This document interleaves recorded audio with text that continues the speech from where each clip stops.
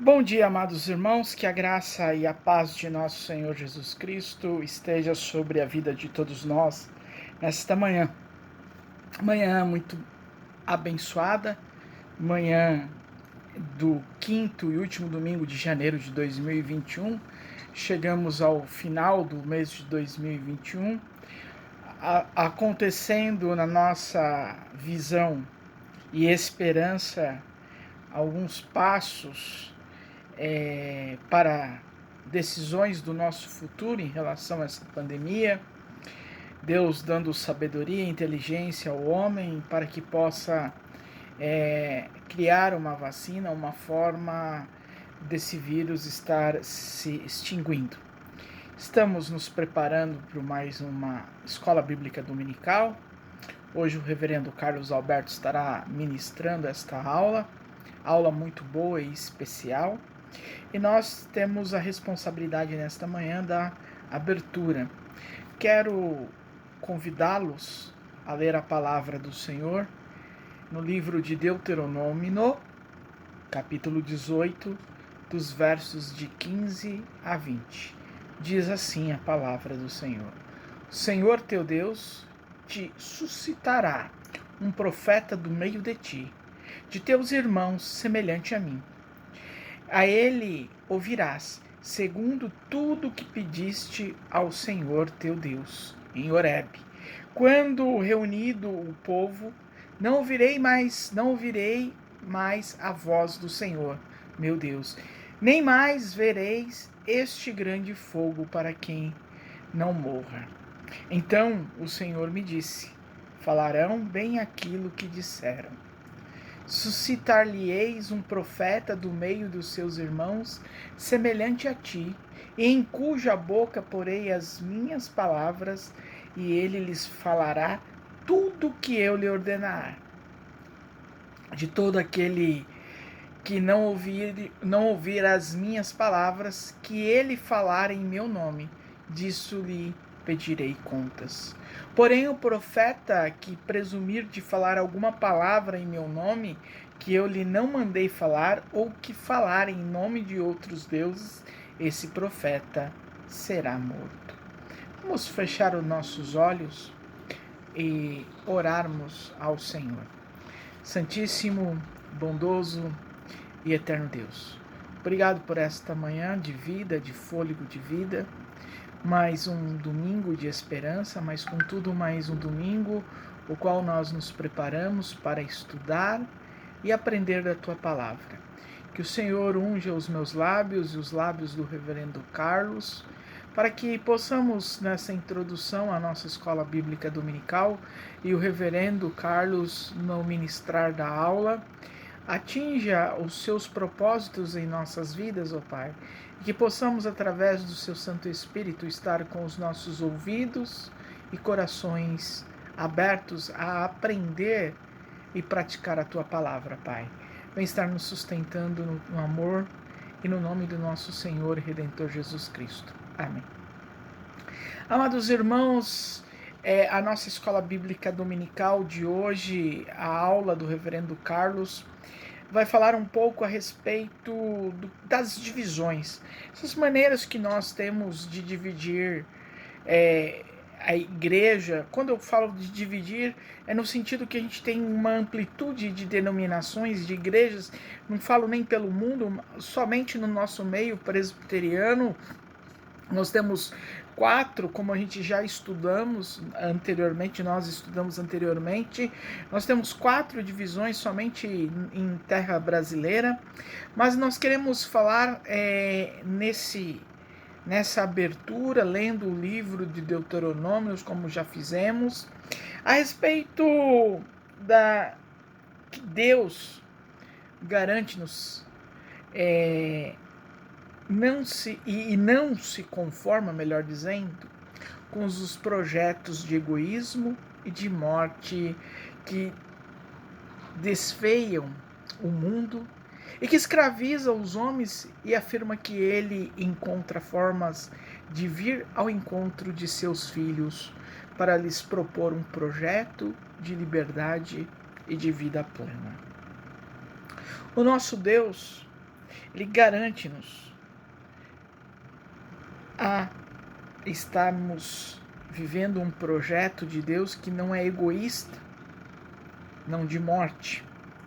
Hoje, infelizmente, no mundo evangélico, no mundo dos crentes, nós encontramos muitas vezes pessoas se colocando como profeta de Deus, ministrando palavras como se fosse do Senhor Jesus, e na realidade estão falando apenas do seu eu como homem.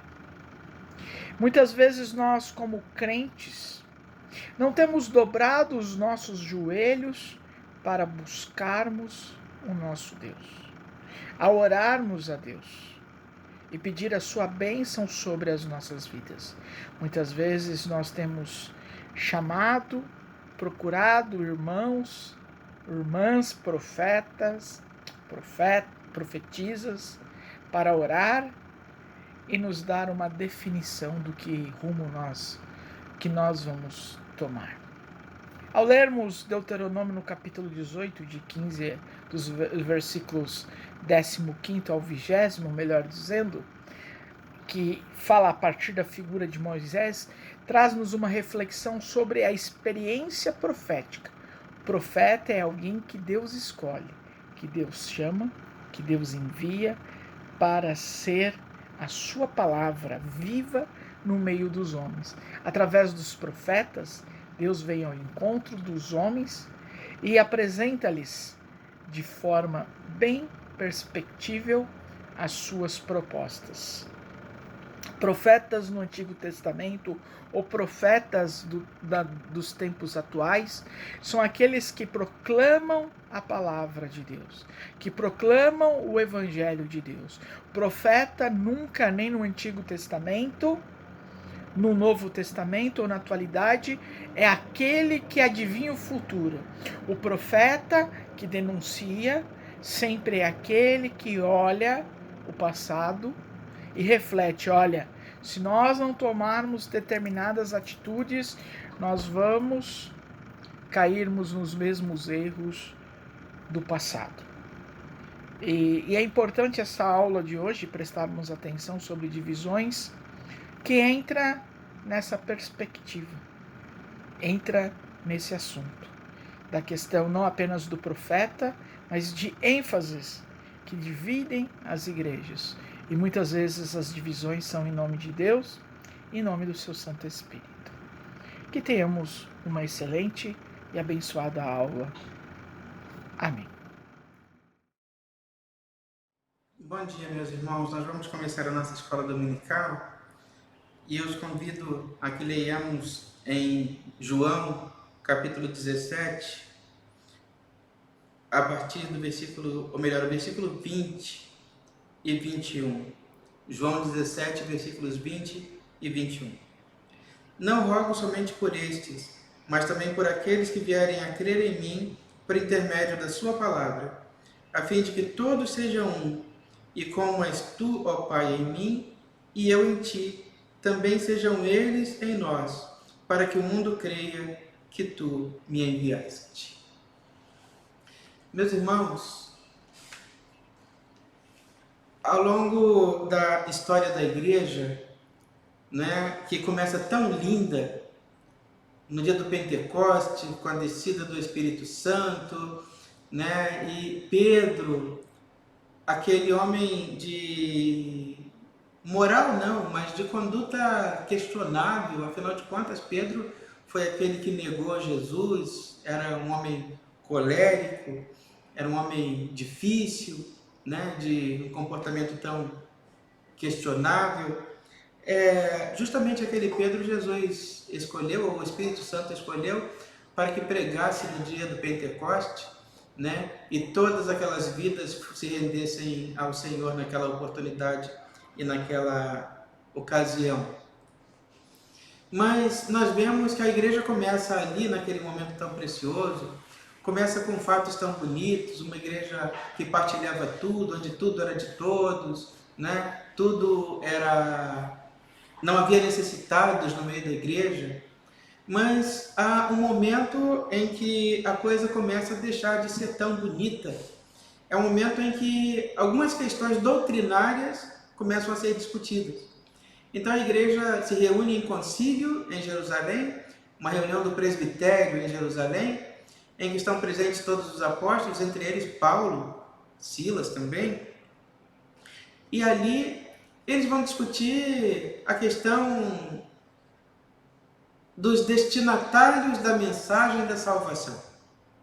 Para quem Jesus veio? E uns acreditavam que Jesus veio para os judeus apenas.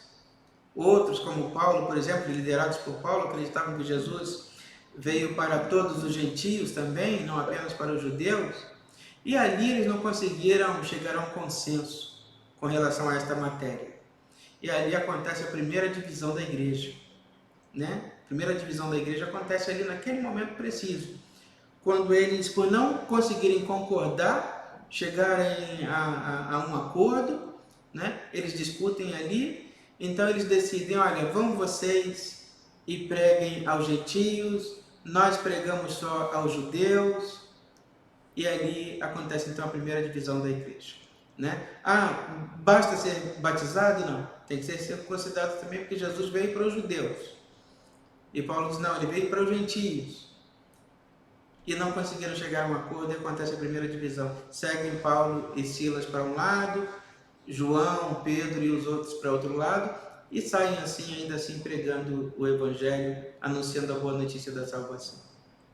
Ao longo da história, nós vamos ver outros momentos em que a questão doutrinária também, outros temas surgiram, vários temas doutrinários surgiram e foram causando divisões. E aí nós pensamos, se Jesus é um só, por que tantas igrejas? Se Jesus é o mesmo, se ele consegue ser um junto com o Pai e o Espírito Santo, por que os homens não conseguem ser um também no modelo, no exemplo de Jesus? Isso, meus irmãos, porque nós damos muita ênfase, né, a determinadas questões, matérias, a questões muitas vezes teológicas, doutrinárias e tudo mais, e isso divide a igreja. Então, o que divide a igreja não é a doutrina, não é a tradição, são as ênfases. E aí a questão que nós apresentamos, até que ponto determinada matéria é tão importante para nós, né? Até que ponto discutir determinado tema é tão importante para nós que se sobrepõe ao amor e à vida. Muitas vezes a nossa necessidade de ter razão é muito maior do que a nossa necessidade de ter paz com o outro. Muitas vezes a nossa necessidade de ter razão é muito maior do que a nossa necessidade de viver em comunhão com o outro, né? A palavra do Senhor, nós vamos ver, né, o que nos diz o apóstolo Paulo. Paulo diz, escrevendo aos Coríntios, ele diz, porque até mesmo importa que haja partidos entre vós, para que também os aprovados se tornem conhecidos em vosso meio, né? Mas a ênfase em determinados temas, em determinados assuntos, não pode causar, não pode custar a comunhão, não pode custar a amizade, né? Nós vemos isso com relação às denominações. Quando nós falamos de igreja presbiteriana, por exemplo, né, falando da nossa realidade, nós somos um ramo da igreja presbiteriana. E por que, na verdade, um ramo da igreja presbiteriana? Porque nós damos ênfase, né, damos importância a algumas questões que outras igrejas, para as quais outras igrejas pensam diferente de nós, né? Nós enfatizamos, por exemplo, a questão do ministério feminino, do reconhecimento do trabalho das mulheres, questões como o ecumenismo, questões como, enquanto presbiterianos, da comunhão para as crianças, e questões assim que outros entendem diferente a ponto de rejeitarem a comunhão. Isso tudo nós falamos quando pensamos em termos de igreja, denominação. Mas quando nós olhamos, meus irmãos, um pouquinho mais para dentro da nossa casa, da nossa vida, da nossa igreja local, Com quantas pessoas nós deixamos de ter comunhão pelo fato de pensarmos diferentes? Nós estamos vivendo hoje um mundo polarizado, um país polarizado, dividido entre o nós e o eles, entre o certo e o errado, entre quem tem razão e quem não tem. E muitas vezes as pessoas usando o texto bíblico como argumento para justificar o seu posicionamento. Jesus faz a sua oração, que João registra nesse capítulo 17, e ele vai, na oração que faz ao Pai, ele diz: eu não rogo somente por estes, mas também por aqueles que vierem a crer em mim por intermédio da sua palavra. Ou seja, eu não estou pedindo só pelos apóstolos aqui agora, por esses que estão comigo, mas por aqueles que crerão, por Paulo que ainda não cria, pelos demais gentios e por nós hoje também. E ele diz: a fim de que todos sejam um, e como és tu, ó Pai, em mim, e eu em ti, também sejam eles em nós, para que o mundo creia que tu me enviaste. Ou seja, a grande missão dada por Deus à igreja, a grande tarefa para a qual o Espírito Santo sustenta a igreja e a alimenta e a aviva todos os dias, é a pregação do Evangelho para a salvação das vidas. É a transformação dos corações e das vidas por intermédio da pregação do Evangelho. E para que esse Evangelho, essa pregação seja eficaz, é preciso que a igreja seja una, que a igreja caminhe em comunhão. Mas muitas vezes as nossas ênfases e a necessidade que nós temos, meus irmãos, de ter razão, de que a nossa verdade seja absoluta e se imponha sobre a verdade do outro, muitas vezes essa necessidade que nós temos, ela compromete a qualidade da nossa comunhão com o outro. Meus irmãos, para que nós sejamos eficientes na tarefa que o Senhor nos confiou, da pregação do Evangelho, mais do que abrir a Bíblia, abrir a boca e proclamar que Jesus Cristo é o Senhor, é o Salvador, mais do que proclamar que Jesus Cristo morreu pelos nossos pecados, nós precisamos testemunhar com o nosso comportamento que temos uma vida de comunhão com o nosso próximo. Precisamos caminhar com o nosso próximo a segunda, a terceira e quantas milhas necessárias forem, para que o mundo possa olhar para nós e possa crer que somos enviados de Jesus. Para que o mundo possa olhar para nós e ver que a igreja é sim um ambiente saudável, capaz de recebê-los nas suas aflições e nas suas angústias. Para que o mundo possa olhar para nós e saber que o convívio conosco é saudável, porque nós, sendo diferentes uns dos outros, e a palavra de Deus não nos exige em momento nenhum que nós pensemos da mesma forma, que nós gostemos das mesmas coisas, que nós tenhamos a mesma forma de pensar, mas que nós saibamos respeitar o pensar do outro, o agir e o viver do outro. Isso é viver em plena comunhão. É um viver em comunhão constante. Esse é o desejo do coração de Deus para o mundo e para a sua igreja. Cuidado, meus irmãos, com as ênfases. Cuidado com a necessidade de ter sempre razão. Muitas vezes, admitir que o outro está certo não nos prejudica. E admitir que o outro está certo não significa dizer que eu esteja errado. Não necessariamente para que o outro tenha razão, eu preciso estar errado. Precisamos sim buscar e enfatizar a comunhão, que ela seja plena em todo o tempo. Que Deus nos abençoe nessa manhã e que Ele esteja dando paz aos nossos corações. Que Deus nos abençoe. Amados irmãos, foi muito importante nós estarmos nesta manhã aqui na presença do Senhor, estudando e aprendendo e compreendendo a palavra do Senhor. Depois dessa excelente aula, nós também agora vamos nos prepararmos para o culto matutino deste domingo, nos preparando também os nossos corações para ouvirmos a mensagem que o Senhor tem para nós, que o Senhor trará para nós através da boca de um pastor. Não apenas de um pastor, de um homem que é servo, sincero, que serve a Deus, que não deixa de ser um profeta de Deus na atualidade, que traz a mensagem edificadora do Senhor, que vem de encontro com as nossas necessidades, mas também vem de encontro com as necessidades da nossa sociedade, das necessidades do mundo em que estamos vivendo. Nesse instante, vamos orar mais uma vez e agradecer ao Senhor e pedir a bênção do Senhor para a próxima semana. Santíssimo, bondoso, eterno Deus, agradecemos pela vida daqueles irmãos que nesta semana completaram mais um ano de vida. Que neste mês que está finalizando hoje, que o Senhor vai abençoar a vida desses irmãos que completaram mais um ano de vida neste mês, Pai. Agradecemos pela vida daqueles irmãos que passaram por problemas, dificuldades, mas contudo o Senhor abençoou e os livrou, os libertou, Pai.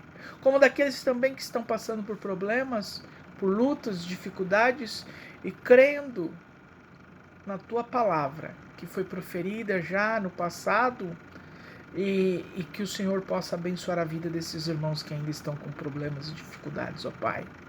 Tua palavra é viva e verdadeira, Pai, e cremos, como aquele cântico, ou melhor, aquele hino, quantas bênçãos, contas todas de uma vez, que você ficará surpreso o quanto Deus já fez. Nós já sabemos, ó Pai, o quanto Tu fizeste por nós. Pedimos mais uma vez pela a nossa sociedade, pelo nosso mundo, pela a Sua misericórdia sobre as nossas vidas, que esta pandemia possa acabar logo mais e logo também, ó Pai, possamos estar na Tua presença, unidos com os nossos irmãos, vivenciando e louvando o dia a dia da nossa comunidade. Obrigado por tudo, Senhor. Em nome de Cristo Jesus é que oramos. Amém. Nesse instante, quero agradecer a atenção dos irmãos, a compreensão dos irmãos, que os irmãos vão estar tendo uma excelente e uma abençoada semana, e que nós tenhamos uma semana de vitórias para a honra e glória do Senhor. Desejo de todo o meu coração que nós tenhamos uma abençoada semana. Fique com Deus. Amém.